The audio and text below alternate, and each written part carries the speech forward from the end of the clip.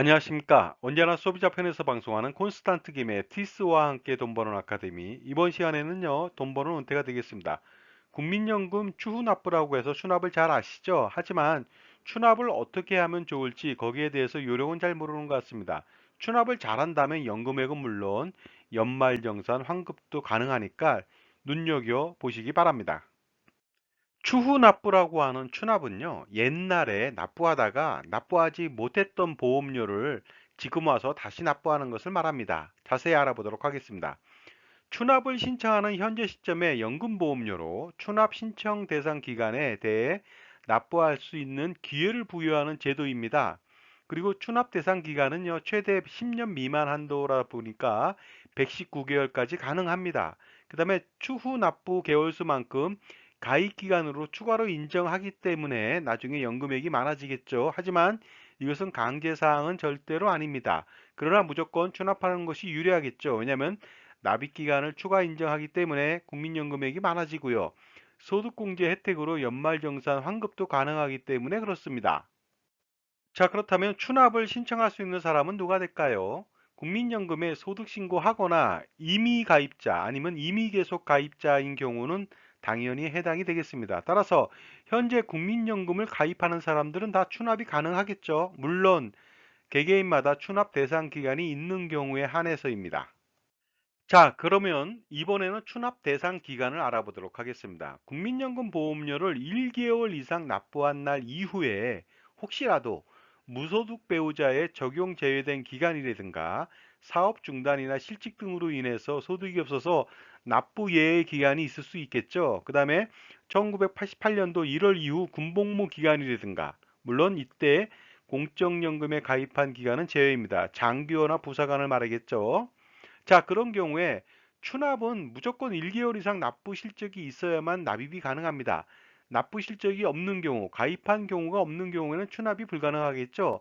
따라서 만 18세 이상은 돈이 없더라도 무조건 한 달부터 가입하는 것이 가장 유리하다고 볼 수가 있습니다. 이번에는 추납보험료를 납부하는 방법을 알아보도록 하겠습니다. 추납보험료는 전액 일시에 납부하거나 금액이 클 경우 월 단위로 최대 5년간 60회의 분할해서 납부가 가능한데요. 이때는 1년 만기 정기예금 이자율을 가산합니다. 자, 그러다 보니까요. 추납보험료는 소득공제 혜택이 있으므로 납부 기간을 잘 관리한다면 연말정산 환급을 최대 5년 동안 받을 수가 있겠죠. 일시공제해서 받을 수도 있고요. 또는 5년간 분할해서 공제를 받을 수가 있습니다. 추납보험료는 어떻게 선정할까요? 자기 마음대로 임의로 정해서 납부하는 것일까요? 그렇지 않습니다. 추후 납부를 신청한 달이 속하는 달에 연금보험료에 추후 납부하고자 하는 기간에 월수를 곱한 금액으로 산정하게 되어 있습니다. 그러다 보니까 근로자인 경우에는 현재 보수월액이 300만 원이다. 그러면 9% 27만 원이 되겠죠. 전액 다 자기가 내야 됩니다. 27만 원 곱하기 119개월 하면 3,213만 원이 되겠습니다. 그리고 5년 동안에 매년 642만 6천 원이라고 하는 추가로 소득공제 혜택이 있으니까 당연히 5년 동안 나누어서 내는 것이 유리할 수도 있습니다. 그런데 추납일자를 조절해서 납부할 수도 있습니다. 예를 들어서 근로자인 경우 추후 연봉이 인상될 경우 추납을 연기해서 실행한다면 보다 많은 금액을 추납할 수가 있겠죠. 가령 현재 보수월액이 300만 원인데 그보다 많은 400만 원이다. 이랬을 때는 추납보험료가 많아지겠죠. 400만 원에 9%면 36만 원이고 최대 119개월 하면 4,284만 원을 낼 수가 있습니다. 그렇다면 5년간 매년 856만 8천 원이라고 하는 추가 소득공제가 가능한데 이로써 그 연말정산 시 환급받는 금액은요. 한계세율 40%라면 350만 원 내외를 5년 동안 추가로 받을 수가 있으니까 반드시 추납일자를 조절할 필요도 있습니다. 그러나 납입 시기를 조절할 때 반드시 유의할 점이 있습니다. 그것은 무엇이냐면요. 추납은 현재 납부하는 월도의 소득 대체율, 지급률을 반영하기 때문에 손익을 반드시 비교한 후에 납입 시기를 결정할 필요가 있습니다. 예를 들어서 2008년도부터 2027년도까지는요. 50%에서 소득 대체율이 매년 0.5%씩 감소하거든요. 그러다 보니까 1년 단위로 늦어지면 0.5%씩 그 소득 대체율이 떨어지다 보니까 그것도 감안할 필요가 있다는 것이 되겠습니다.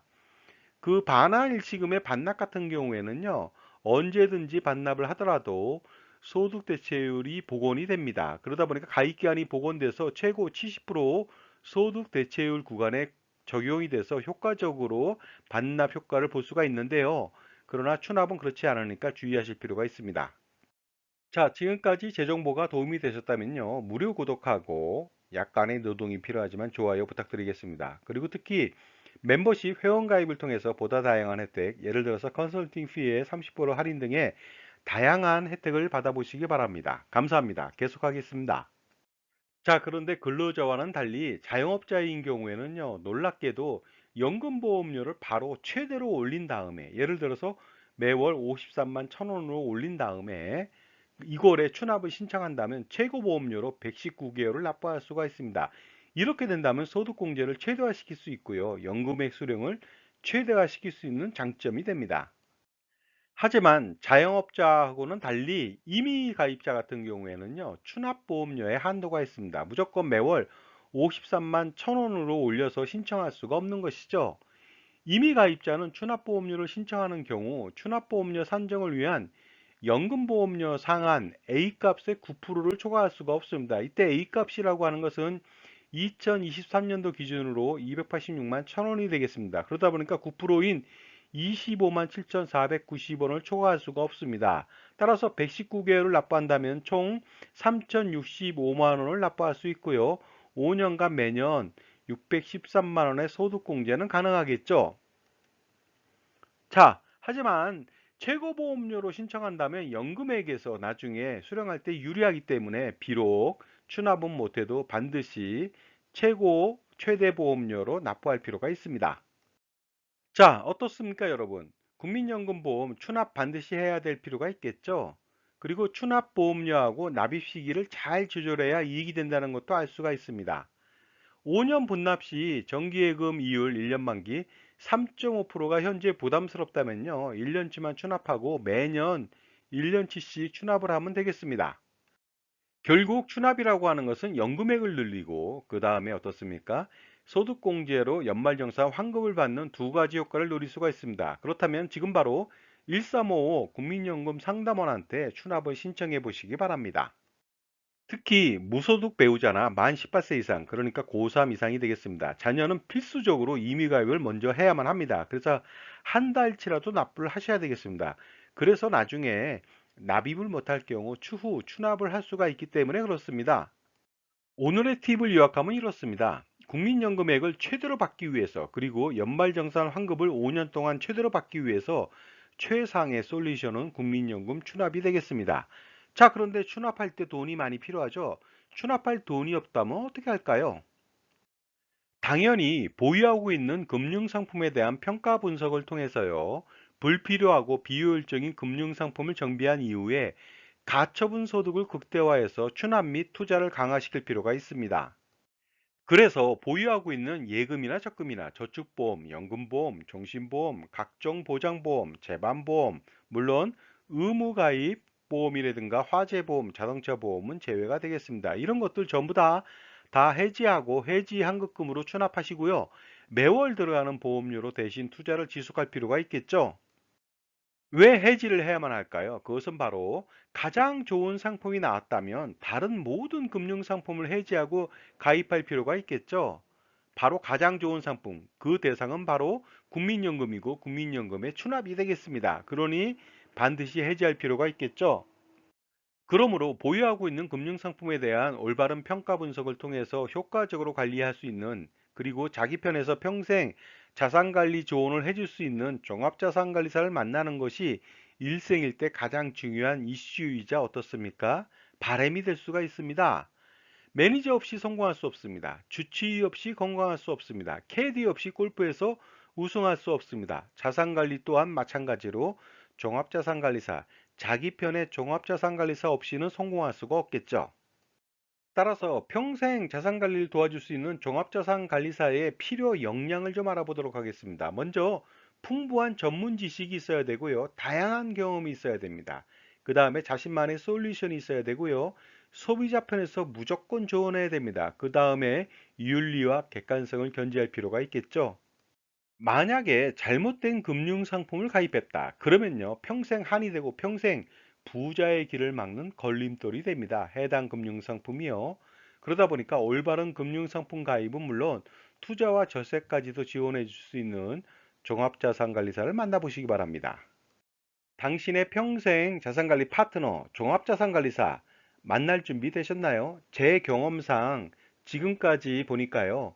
부모님 복이 있어야 되고요. 배우자 복이 있어야 됩니다. 그 다음에 자녀 복이 있어야 됩니다. 그 다음으로 중요한 것은요. 바로 종합자산관리사 복이 있어야 됩니다. 종합자산관리사를 통해서 자산관리 컨설팅을 받는다면요.